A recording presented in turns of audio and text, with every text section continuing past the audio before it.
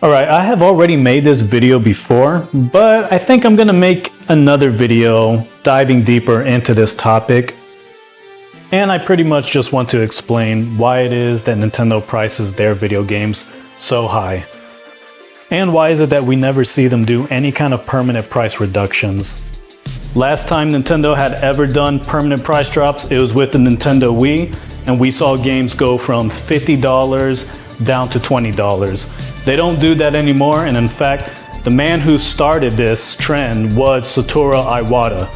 The late and great Satoru Iwata, the one that a lot of people on the internet pretend to love so much, but yet they were crapping on him when he was actually alive. He's actually the one who said that it wasn't a good idea to do permanent price drops because it would condition the gamers to just wait for the price to drop, and thus Nintendo losing potential profits and whatnot. So, all thanks to Satoru Iwata, Nintendo doesn't drop the prices of their video games, but there are other better reasons why they do not drop the prices and why they don't release games at $40 and whatnot. The number one reason they do this is because they only want you buying their console and their video games. They're not going to make their video games cheap, so you can go buy PlayStation and then buy video games on PlayStation. You could buy an Xbox and then buy video games for that Xbox. So let's just break it down. If you only buy a Nintendo console and only play Nintendo video games, you're more likely to buy 100 video games in that life cycle, about 8 years or whatever, which is way more money for them. That's way more profitable. Whereas if you're one of these multi-console gamers who always cry about the prices being too high, you're probably only going to get 35 games for Nintendo, 35 for Xbox, and 35 for PlayStation. Now, what do you think Nintendo would rather you do? Of course, they would rather you purchase their system and no other system. Their games only and no other games. Now, of course, this is just an example. It could be 50 games, whatever, it doesn't matter. The point is, Nintendo only wants you buying their console and their video games. If Nintendo makes their games cheap for you like they did during the Nintendo Wii era, you guys are going to use the extra money you have to purchase a PlayStation and an Xbox and then buy a bunch of games for those systems. And because Nintendo are the top dogs right now in gaming, they're not going to give you that satisfaction. They're going to make it difficult for you because they already know that they have hundreds of millions of people in the world who only play Nintendo, and they're only going to buy Nintendo video games. So they could care less about you multi-console gamers crying about them being too expensive. Either shut up and get rid of your other consoles and stick with Nintendo, or just suck it up and keep spending your money on all these games. Because here's the deal. If you only play on Nintendo and only play Nintendo video games, you're not going to have any issue when it comes to being able to afford all of these games, all right? So let's just say that Nintendo makes about 24 AAA first-party games every single year, right? 1 or 2 games every month, right? Let's just pretend they do that. And let's pretend that all 24 of those games all cost $70 each, every single one of them. And you want to purchase every single one of them, guess what? You're only going to be paying $1,680. That should be affordable for a lot of people. Now, if that's not something you can afford, then I don't know, maybe you should probably take your job more seriously. You should probably work a second job. You should probably try to get a promotion. Stop being lazy. Stop doing the bare minimum. Most of you guys put way more effort into crying about Nintendo because that's how lazy you are. You know that doing that is gonna get you a bunch of views on YouTube. How about you take all that energy and use it into getting a promotion at work? Just saying. Now, of course, a lot of you gamers are very spoiled, entitled, and you just want indulgence. You want to be able to indulge in every single video game that comes out. You gotta have the latest video game that everybody's talking about. And so you have to own every single video game console so you can play every single video game.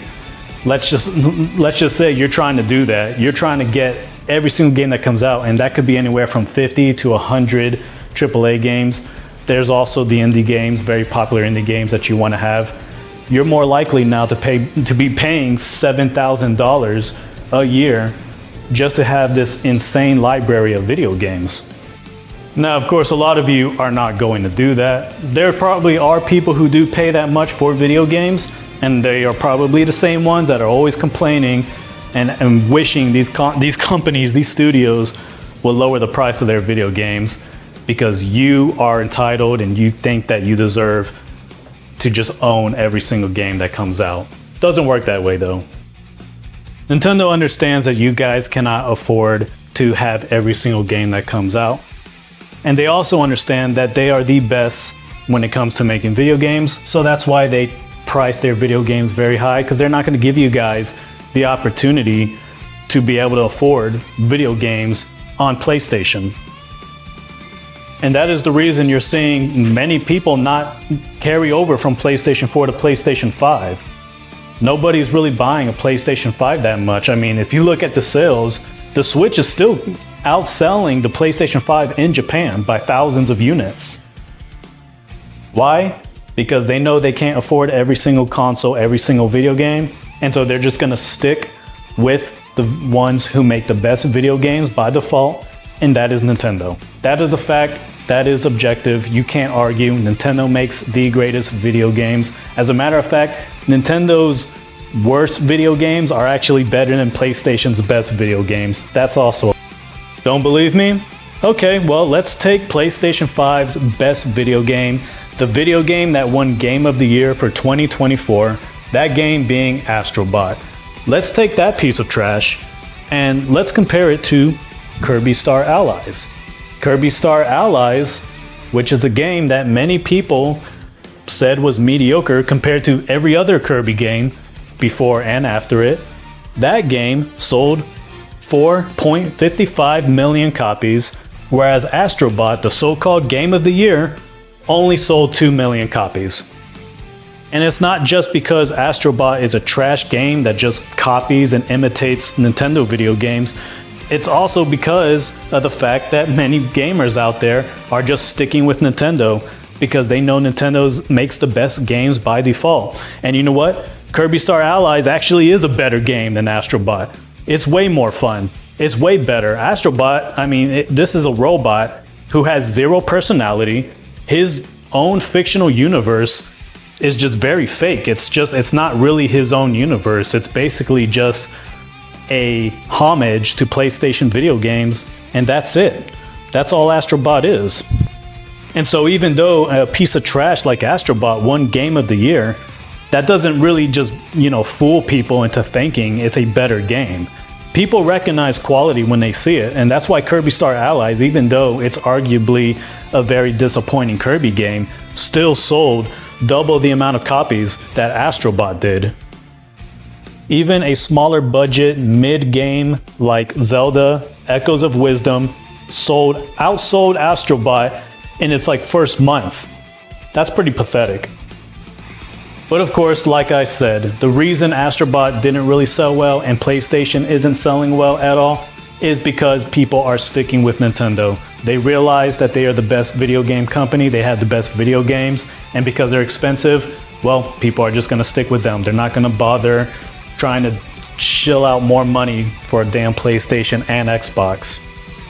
Now, in case some angry goofball out there who calls himself a vigilante tries to argue and say, no, Nintendo is screwing their own fans over and people are gonna buy less games because their video games are too expensive.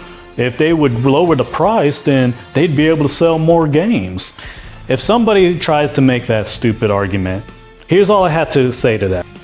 Look at all of the first-party sales for the Nintendo Wii and compare them to all of the first-party sales for the Nintendo Switch. And guess who sold far more? Nintendo Switch games, first-party Nintendo Switch games, completely dominated first-party games on the Nintendo Wii, even though games were cheaper on the Nintendo Wii, and they had permanent price reductions on the Nintendo Wii. Let me just show you. All right, we got Wii Sports. Now, Wii Sports doesn't count because it was obviously bundled in with every single Wii console out there, or at least 99% of them. But yeah, they sold 82 million, but let's ignore that because it was a bundle. Mario Kart Wii sold 37 million. All right, that's pretty good. Wii Sports Resort, 33 million. New Super Mario Bros. Wii, 30 million. Wii Fit Plus, which is I guess 2 different games, 43 million combined. Super Smash Bros. Brawl, 13 million. Super Mario Galaxy, 13 million. And Zelda Twilight Princess, 9 million. So as you can see, there's 1, 2, 3, 4, 5, 6, 7 games on the Nintendo Wii that had double digits in the millions. And then you get to Zelda Twilight Princess, which is 9 million. So now let's compare that with first party games for the Nintendo Switch. Mario Kart 8 Deluxe has sold 70 million copies. Animal Crossing, 48 million. Super Smash Bros. Ultimate, 36 million. Zelda Breath of the Wild, 32 million. Tears of the Kingdom, 26 million. Super Mario Odyssey, 27 million. Pokemon Sword and Shield, 26 million. Pokemon Scarlet and Violet, 24 million. Super Smash Bros. Wonder, 13 million. Luigi's Mansion 3, 13 million. Splatoon 3, 13 million. Ring Fit Adventure, 15 million. Super Mario Party, 19 million. And we finally get to the first game that doesn't have double digits in the millions, and that is Kirby and the Forgotten Land, which sold 7 million copies.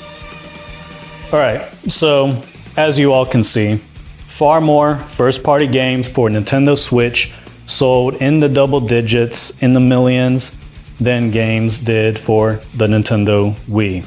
Let's just count them. 1, 2, 3, 4, 5, 6, 7, 8, 9, 10, 11, 12, 13. Okay, so 13 first-party games on Nintendo Switch have sold more than 10 million copies.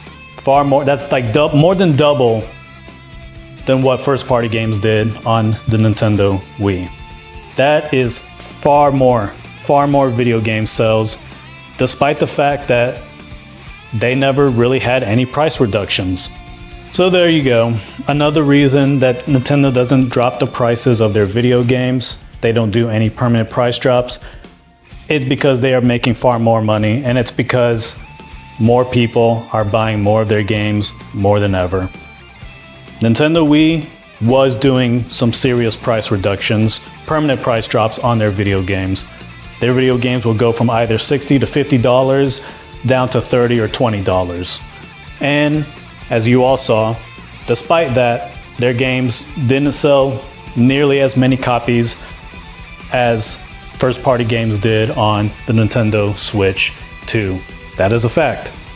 So you cannot try to make this argument and say that, well, if Nintendo would make their games cheaper and their console cheaper, more people will buy more of their games. No, they wouldn't. And I just showed you why. Because those people would take all those extra money so they can buy PlayStation games and buy Xbox games because, you know, they want to experience those more powerful games or whatever because, you know, they're very stupid and short-sighted. The Switch 2 right now is more than capable of playing all of these other games, and yet you still got people out there who are multi-console gamers who keep saying, yeah, I'm going to get that for the PlayStation 5 or the Xbox or PC, blah, blah, blah. And they're just going to continue getting first-party games on their Switch. And you know what? That's fine. That's fine if they want to do that, but they just need to shut their mouths and quit crying about Nintendo jacking up the prices of their video games. You don't deserve to have their video games at a very low price. You don't deserve it. They don't owe you it. If you want to keep spending money on games that are on PlayStation and Xbox, Nintendo doesn't have to make it easy for you. They shouldn't make it easy for you. And you know what? If it really is too hard to afford all of these games, and you know what? You can sell your PlayStation, you can sell your Xbox, you can sell whatever garbage games you have on those consoles that you only bought so you can do a review over it.